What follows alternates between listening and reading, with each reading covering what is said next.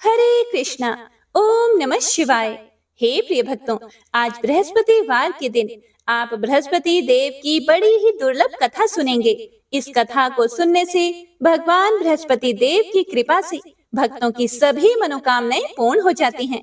तो आइए पूरी श्रद्धा और प्रसन्न चित मन से इस कथा का रसपान करते हैं। जय श्री हरि। भारतवर्ष में एक प्रतापी और दानी राजा राज्य करता था। वह नित्य गरीबों और ब्राह्मणों की सहायता करता था, लेकिन यह बात उसकी रानी को अच्छी नहीं लगती थी। वह ना ही गरीबों को दान देती, ना ही भगवान का पूजन करती थी, और राजा को भी दान देने से मना किया करती थी। एक दिन राजा शिकार खेलने के लिए वन में गए हुए थे, तो रानी महल में अकेली थी। उसी समय बृहस्पति देव साधु वेश में राजा के महल में भिक्षा मांगने के लिए गए और रानी से भिक्षा मांगी। तब रानी ने भिक्षा देने से इनकार किया और कहा, हे साधु महाराज, मैं तो दान पुण्य से तंग आ चुकी हूँ। मेरा पति सारा धन लुटाते रहते हैं। मेरी इच्छा है कि हमारा सारा धन नष्ट हो जाए, फिर ना रहेगा बांस और ना बजेगी बांसुरी। साधु महाराज ने कहा, हे देवी, तुम तो बड़ी ही विचित्र हो। धन संतान तो सभी चाहते हैं, पुत्र और लक्ष्मी तो पापी के घर में भी होनी चाहिए। यदि तुम्हारे पास अधिक धन है तो भूखों को भोजन दो, प्यासों के लिए प्याऊ बनवाओ, मुसाफिरों के लिए धर्मशालाएं खुलवाओ। जो गरीब लोग अपनी कुंवारी कन्याओं का विवाह नहीं कर सकते, उनका विवाह करा दो। ऐसे और कई काम है जिनके करने से तुम्हारा यश लोक परलोक में फैलेगा। लेकिन हे प्रिय भक्तों, रानी पर उपदेश का कोई प्रभाव नहीं पड़ा। रानी साधु महाराज से बोली, हे महाराज, आप मुझे कुछ ना समझाएं। मैं ऐसा धन नहीं चाहती जो हर जगह बांटती फिरूं। फिर साधु महाराज ने उत्तर दिया कि यदि तुम्हारी ऐसी ही इच्छा है तो तथास्तु। तुम ऐसा करना कि बृहस्पतिवार को घर लीपकर पीली मिट्टी से अपना सिर धोकर स्नान करना, भट्टी चढ़ाकर कपड़े धोना। ऐसा करने से तुम्हारा सारा धन नष्ट हो जाएगा। इतना कहकर वह साधु महाराज वहां से अंतर्ध्यान हो गए। हे प्रिय भक्तों, साधु महाराज के अनुसार कही बातों को पूरा करते हुए रानी को केवल 3 बृहस्पतिवार ही बीते थे कि उसकी समस्त धन संपत्ति नष्ट हो गई। भोजन के लिए राजा का परिवार तरसने लगा। तब एक दिन राजा ने रानी से कहा कि हे रानी, तुम यहीं रहो, मैं दूसरे देश को जाता हूँ, क्योंकि यहाँ पर सभी लोग मुझे जानते हैं, इसीलिए मैं कोई छोटा कार्य भी नहीं कर सकता। ऐसा कहकर राजा परदेश चला गया। वहां वह जंगल से लकड़ी काट कर लाता और शहर में बेचता था। इस तरह वह अपना जीवन व्यतीत करने लगा। और इधर राजा के परदेश जाते ही रानी और दासी दुखी रहने लगी। एक बार जब रानी और दासी को 7 दिन तक बिना भोजन के रहना पड़ा, तो रानी ने अपनी दासी से कहा कि हे दासी, पास ही के नगर में मेरी बहन रहती है, वह बड़ी धनवान है। तुम उसके पास जाओ और कुछ लेकर आओ, ताकि थोड़ा बहुत गुजर बसर हो जाए। दासी रानी की बहन के पास गई। उस दिन गुरुवार था और रानी की बहन उस समय बृहस्पतिवार व्रत की कथा सुन रही थी। दासी ने रानी की बहन को अपनी रानी का संदेश दिया, लेकिन रानी की बड़ी बहन ने कोई उत्तर नहीं दिया। जब दासी को रानी की बहन से कोई उत्तर नहीं मिला, तो वह बहुत दुखी हुई और उसे बहुत क्रोध भी आया। दासी ने वापस आकर रानी को सारी बात बता दी। सुनकर रानी ने अपने भाग्य को कोसा। उधर रानी की बहन ने सोचा कि मेरी बहन की दासी आई थी, परंतु मैं उससे नहीं बोली, इससे वह बहुत दुखी हुई होगी। कथा सुनकर और पूजन समाप्त करके वह अपनी बहन के घर आई और कहने लगी, हे बहन, मैं बृहस्पतिवार का व्रत कर रही थी, तुम्हारी दासी मेरे घर आई थी, लेकिन जब तक कथा होती है तब तक ना तो उठते हैं और ना ही बोलते हैं, इसीलिए मैं नहीं बोली। कहो, दासी क्यों गई थी? रानी बोली कि हे बहन, तुमसे क्या छिपाऊं, हमारे घर में खाने तक को अनाज नहीं है। ऐसा कहते कहते रानी की आंखें भर आई। उसने दासी समेत पिछले 7 दिनों से भूखे रहने की बात अपनी बहन को विस्तार पूर्वक सुना दी। रानी की बहन बोली कि देखो बहन, भगवान बृहस्पति देव सबकी मनोकामना को पूर्ण करते हैं। देखो, शायद तुम्हारे घर में अनाज रखा हो। पहले तो रानी को विश्वास ही नहीं हुआ। पर बहन के आग्रह करने पर उसने अपनी दासी को अंदर भेजा तो उसे सचमुच अनाज से भरा हुआ एक घड़ा मिल गया। यह देखकर दासी को बड़ी हैरानी हुई।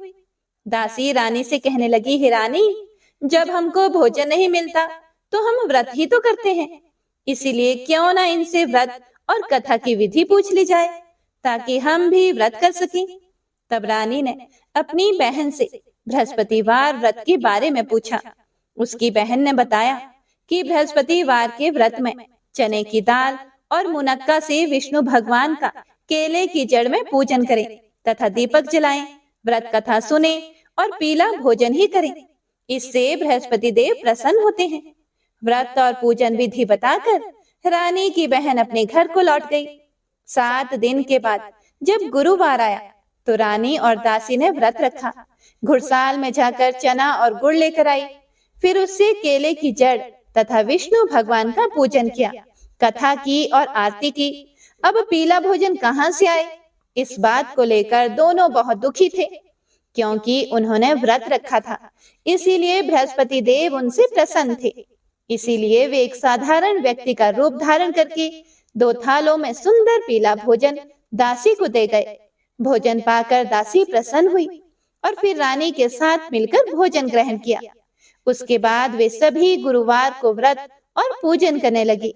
बृहस्पति देव भगवान की कृपा से उनके पास फिर से धन संपत्ति आ गई, परंतु रानी फिर से पहले की तरह आलस्य करने लगी। यह देखकर दासी बोली कि देखो रानी, तुम पहले भी इस प्रकार आलस्य करती थी, तुम्हें धन रखने में कष्ट होता था, इस कारण सभी धन नष्ट हो गया था, और अब जब भगवान बृहस्पति देव की कृपा से धन मिला है तो तुम्हें फिर से आलस्य होता है।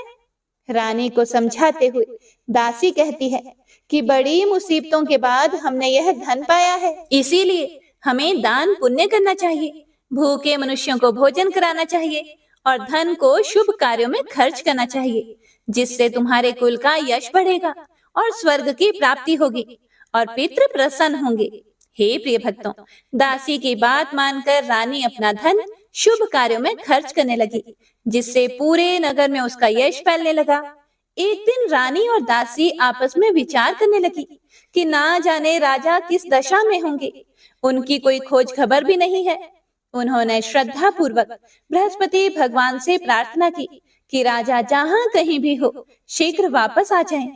उधर राजा प्रदेश में बहुत दुखी रहने लगा।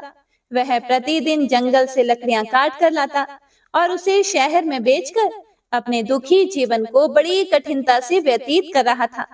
एक दिन दुखी होकर अपनी पुरानी बातों को याद करके वह राजा रोने लगा और उदास हो गया। उसी समय राजा के पास बृहस्पति देव साधु के वेश में आकर बोले, हे लकड़हारे, तुम इस सुनसान जंगल में किस चिंता में बैठे हो, मुझे बताओ। यह सुनकर राजा की आंखों में आंसू आ गए। राजा ने हाथ जोड़कर साधु महाराज को प्रणाम किया और संपूर्ण कहानी सुना दी। महात्मा तो दयालु होते हैं। उन्होंने राजा से कहा कि हे राजन, तुम्हारी पत्नी ने बृहस्पतिवार के दिन बृहस्पति भगवान का निरादर किया है, जिसके कारण रुष्ट होकर उन्होंने तुम्हारी यह दशा की थी। अब तुम चिंता को दूर करके मेरे कहने पर चलो तो तुम्हारे सभी कष्ट दूर हो जाएंगे और भगवान तुम्हें पहले से भी अधिक संपत्ति देंगे। देखो, अब तुम्हारी पत्नी ने बृहस्पतिवार का व्रत शुरू कर दिया है। अब तुम भी बृहस्पतिवार का व्रत शुरू करके चने की दाल और गुड़ जल के लोटे में डालकर केले का पूजन करो, फिर कथा कहो या सुनो, भगवान तुम्हारी सभी मनोकामनाओं को पूर्ण करेंगे। साधु के ऐसे वचन सुनकर राजा बोले, हे प्रभु, मुझे लकड़ी बेचकर इतना पैसा नहीं मिलता जिससे भोजन के उपरांत कुछ बचा सकूं, और रात को मैंने अपनी रानी को व्याकुल देखा है। मेरे पास कोई साधन भी नहीं है जिससे मैं उसकी खबर मंगा सकूं। फिर मैं कौन सी कहानी कहूं, यह भी मुझे नहीं मालूम। साधु महाराज बोले, हे राजन, मन में बृहस्पति भगवान के पूजन व्रत का निश्चय करो, वे स्वयं ही तुम्हारे लिए कोई ना कोई राह बना देंगे। बृहस्पतिवार के दिन तुम रोजाना की तरह लकड़ियां लेकर शहर को जाओ। तुमको रोज से दुगुना धन प्राप्त होगा, जिससे तुम भली भांति भोजन कर लोगे तथा बृहस्पति देव की पूजा का सामान भी आ जाएगा। और तुमने जो बृहस्पतिवार की कहानी के बारे में मुझसे पूछा है वह इस प्रकार है, सुनो। साधु वेश में भगवान बृहस्पति देव उसे कहानी सुनाते हुए बोले कि प्राचीन काल में एक ब्राह्मण रहता था। वह बहुत निर्धन था, उसके कोई संतान नहीं थी। उसकी पत्नी बहुत मलिनता के साथ रहती थी। वह स्नान नहीं करती थी, किसी देवता का पूजन नहीं करती थी। इससे ब्राह्मण देवता बड़े दुखी थे। बेचारे बहुत कुछ कहते थे, किंतु उसका कुछ परिणाम नहीं निकला। भगवान की कृपा से ब्राह्मण की पत्नी के कन्या रूपी रत्न पैदा हुआ। कन्या बड़ी होने पर प्रातः स्नान करके विष्णु भगवान का जाप व बृहस्पतिवार का व्रत करने लगी। अपने पूजन पाठ को समाप्त करके विद्यालय जाती तो अपनी मुट्ठी में जौ भर कर ले जाती और पाठशाला के रास्ते में डालती जाती। तब ये जौ स्वर्ण के हो जाते। लौटते समय उनको बीन कर घर ले आती थी। एक दिन वह बालिका सूप में उस सोने के जौ को पटक कर साफ कर रही थी कि उसके पिता ने देख लिया और उससे कहा कि बेटी, सोने के जौ के लिए सोने का सूप होना चाहिए। दूसरे दिन बृहस्पतिवार था। इस कन्या ने व्रत रखा और बृहस्पति देव से प्रार्थना करके कहा कि मैंने आपकी पूजा सच्चे मन से की हो तो मेरे लिए सोने का सूप दे दो। बृहस्पति देव ने उसकी प्रार्थना स्वीकार कर ली। रोजाना की तरह वह कन्या जौ फैलाती हुई जाने लगी। जब लौटकर जौ बीन रही थी तो बृहस्पति देव की कृपा से सोने का सूप मिला। उसे वह घर ले आई और उसमें जौ साफ करने लगी, परंतु उसकी माँ का वही ढंग रहा। एक दिन की बात है, वह कन्या सोने के सूप में जौ साफ कर रही थी। उस समय उस शहर का राजपुत्र वहां से होकर निकला। इस कन्या के रूप और कार्य को देखकर वह मोहित हो गया तथा अपने घर आकर भोजन तथा जल त्याग कर उदास होकर लेट गया। राजा को इस बात का पता लगा तो अपने प्रधानमंत्री के साथ उसके पास गए और बोले, हे पुत्र, तुम्हें किस बात का कष्ट है? किसी ने अपमान किया है अथवा और कारण हो तो कहो, मैं वही कार्य करूंगा जिससे तुम्हें प्रसन्नता हो। अपने पिता की राजकुमार ने बातें सुनी तो वह बोला कि मुझे आपकी कृपा से किसी बात का दुख नहीं है। किसी ने मेरा अपमान भी नहीं किया है, परंतु मैं उस लड़की से विवाह करना चाहता हूँ जो सोने के सूप में जौ साफ कर रही थी। यह सुनकर राजा आश्चर्य में पड़ा और बोला, हे पुत्र, इस तरह की कन्या का पता तुम ही लगाओ, मैं उसके साथ तेरा विवाह अवश्य ही करवा दूंगा। राजकुमार ने उस लड़की के घर का पता बताया। तब मंत्री उस लड़की के घर गए और ब्राह्मण देवता को सभी हाल बतलाया। ब्राह्मण देवता राजकुमार के साथ अपनी कन्या का विवाह करने के लिए तैयार हो गए तथा विधि विधान के अनुसार ब्राह्मण की कन्या का विवाह राजकुमार के साथ हो गया। कन्या के घर से जाते ही पहले की भांति उस ब्राह्मण देवता के घर में गरीबी का निवास हो गया। अब भोजन के लिए भी अन्न बड़ी मुश्किल से मिलता था। एक दिन दुखी होकर ब्राह्मण देवता अपनी पुत्री के पास गए। बेटी ने पिता की दुखी अवस्था को देखा और अपनी माँ का हाल पूछा। तब ब्राह्मण ने सभी हाल कहा। कन्या ने बहुत सा धन देकर अपने पिता को विदा कर दिया। इस तरह ब्राह्मण का कुछ समय सुख पूर्वक व्यतीत हुआ। कुछ दिनों के बाद फिर से वही हाल हो गया। ब्राह्मण फिर अपनी कन्या के यहाँ गया और सारा हाल कहा तो लड़की बोली, हे पिताजी, आप माता जी को यहाँ लाओ, मैं उन्हें विधि बता दूंगी जिससे गरीबी दूर हो जाए। वह ब्राह्मण देवता अपनी पत्नी को साथ लेकर पहुंचे तो अपनी माँ को वह समझाने लगी कि हे माँ, आप प्रातः काल प्रथम स्नान आदि करके विष्णु भगवान का पूजन करो तो सब दरिद्रता दूर हो जाएगी। परंतु उसकी माँ ने एक भी बात नहीं मानी और प्रातः काल उठकर अपनी पुत्री के बच्चों की जूठन को खा लिया। इससे उसकी पुत्री को भी बहुत गुस्सा आया और एक रात को कोठरी से सभी सामान निकाल दिया और अपनी माँ को उसमें बंद कर दिया। प्रातः काल उसे निकाला तथा स्नान आदि कराकर पाठ करवाया तो उसकी माँ की बुद्धि ठीक हो गई और फिर प्रत्येक बृहस्पतिवार को व्रत रखने लगी। इस व्रत के प्रभाव से उसके माँ बाप बहुत ही धनवान और पुत्रवान हो गए और बृहस्पति जी के प्रभाव से इस लोक के सुख भोग कर स्वर्ग को प्राप्त हुए। कथा कहकर साधु बने बृहस्पति देव वहां से अंतर ध्यान हो गए। धीरे धीरे समय व्यतीत होने पर फिर वही बृहस्पतिवार का दिन आया। लकड़हारा जंगल से लकड़ी काटकर किसी शहर में बेचने गया। उसे उस दिन और दिन से अधिक पैसा मिला। राजा ने चना गुड़ आदि लाकर गुरुवार का व्रत किया। उस दिन से उसके सभी दुख दूर हुए। परंतु जब दोबारा गुरुवार का दिन आया तो बृहस्पतिवार का व्रत करना वह भूल गया। इस कारण बृहस्पति भगवान नाराज हो गए। उस दिन उस नगर के राजा ने विशाल यज्ञ का आयोजन किया तथा शहर में यह घोषणा करा दी कि कोई भी मनुष्य अपने घर में भोजन ना बनाए, न आग जलाए। समस्त जनता मेरे यहाँ भोजन करने आए। इस आज्ञा को जो नहीं मानेगा उसे फांसी दी जाएगी। इस तरह की घोषणा संपूर्ण नगर में करवा दी गई। राजा की आज्ञा के अनुसार शहर के सभी लोग भोजन करने गए, लेकिन लकड़हारा कुछ देर से पहुंचा। इसीलिए राजा उसको अपने साथ घर ले गए और घर ले जाकर भोजन करा रहे थे तो रानी की दृष्टि उस खूंटी पर पड़ी जिस पर उसका हार लटका था। वह वहां पर दिखाई नहीं दिया। रानी ने निश्चय किया कि मेरा हार इस मनुष्य ने चुरा लिया है। उसी समय सिपाहियों को बुलाकर उसको कारागार में डलवा दिया गया। जब लकड़हारा कारागार में पड़ गया और बहुत दुखी होकर सोचने लगा कि ना जाने कौन से पूर्व जन्म के कर्म से मुझे यह दुख प्राप्त हुआ है, और उसी साधु को याद करने लगा जो कि जंगल में मिला था। उसी समय तत्काल बृहस्पति देव साधु के रूप में प्रकट हुए और उसकी दशा को देखकर कहने लगे, अरे मूर्ख, तूने बृहस्पति देव की कथा नहीं की, इस कारण तुझे दुख प्राप्त हुआ है। अब चिंता मत कर। बृहस्पतिवार के दिन कारागार के दरवाजे पर 4 पैसे पड़े मिलेंगे। उनसे तू बृहस्पति देव की पूजा करना, तेरे सभी कष्ट दूर हो जाएंगे। बृहस्पतिवार के दिन उसे 4 पैसे मिले। लकड़हारे ने कथा कही। उसी रात्रि को बृहस्पति देव ने उस नगर के राजा को स्वप्न में कहा कि हे राजन, तुमने जिस आदमी को जेल में बंद कर दिया है वह निर्दोष है। वह एक राजा है, उसे छोड़ देना। रानी का हार उसी खूंटी पर लटका है। अगर तू ऐसा नहीं करेगा तो मैं तेरे राज्य को नष्ट कर दूंगा।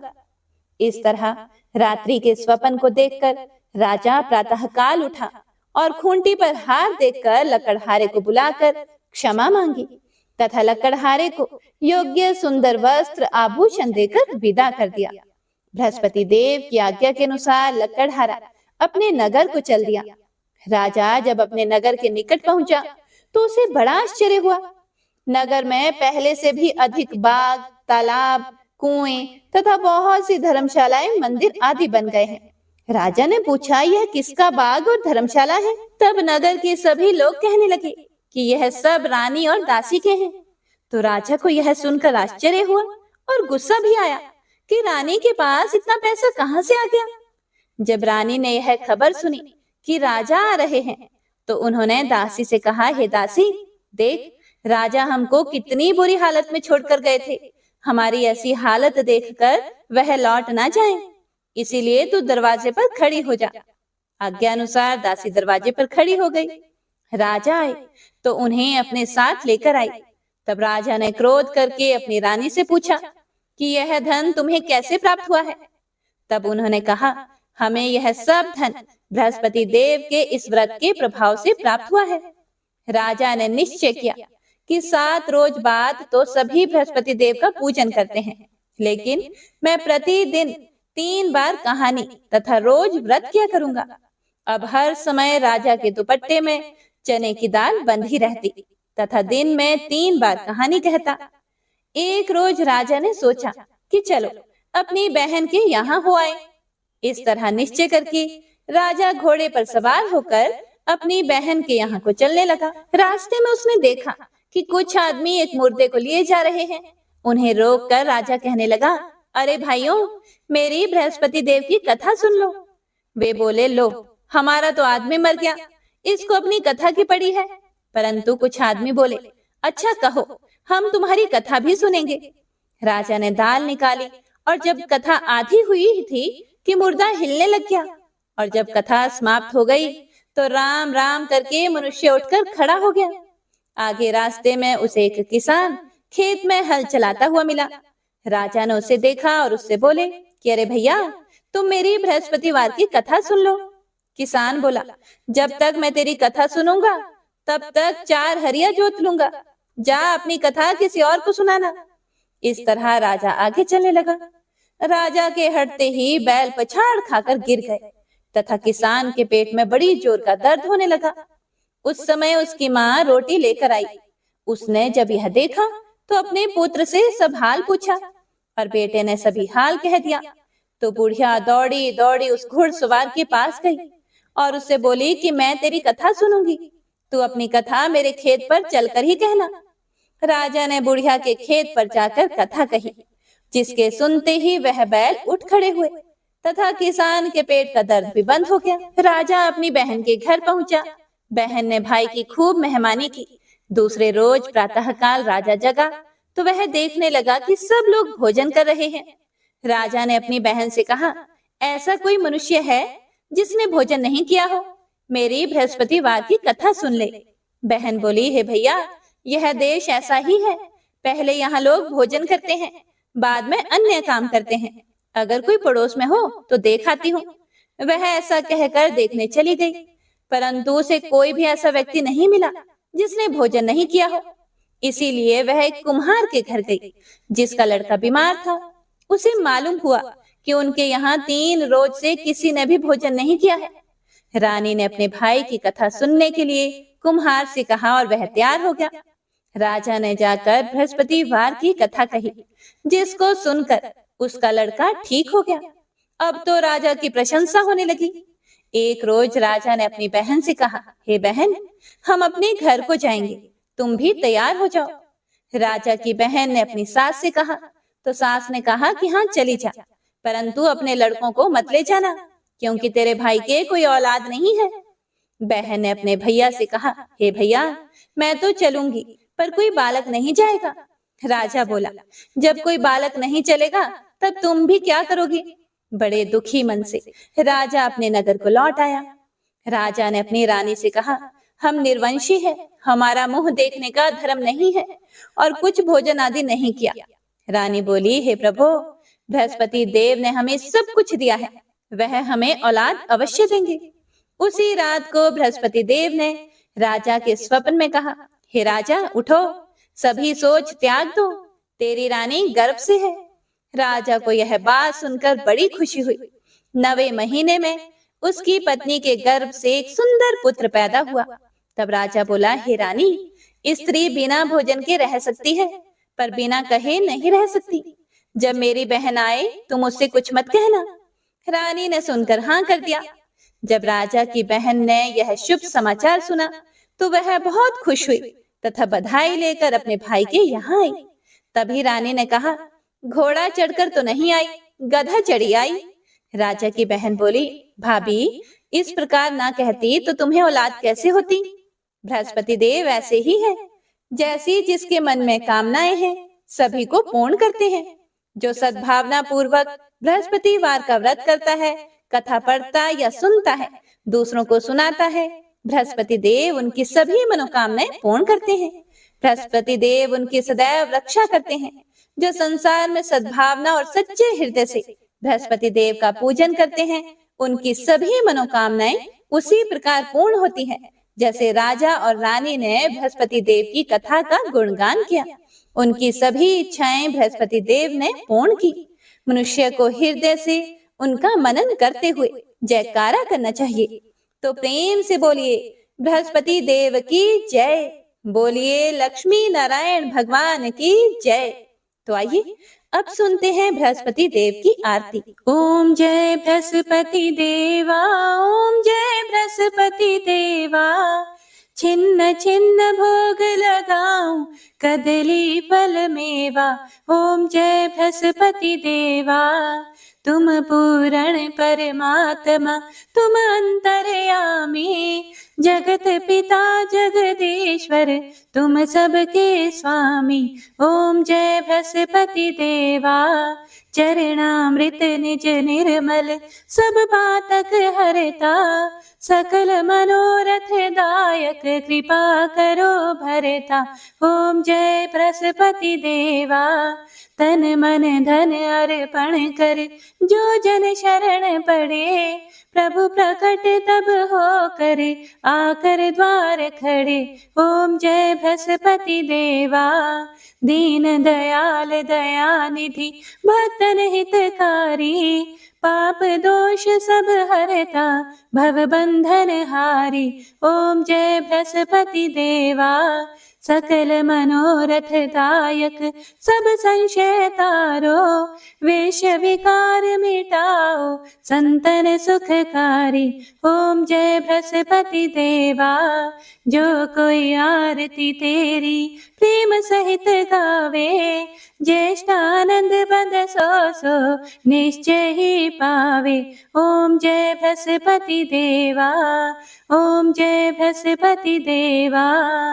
तो प्रेम से बोलिए भगवान बृहस्पति देव की जय। हे प्रिय भक्तों, आपको आज की कथा आरती पसंद आई हो तो वीडियो को लाइक, शेयर, कमेंट और चैनल को सब्सक्राइब जरूर कीजिएगा। भगवान बृहस्पति देव आपकी मनोकामनाएं पूर्ण करें। हरे कृष्णा।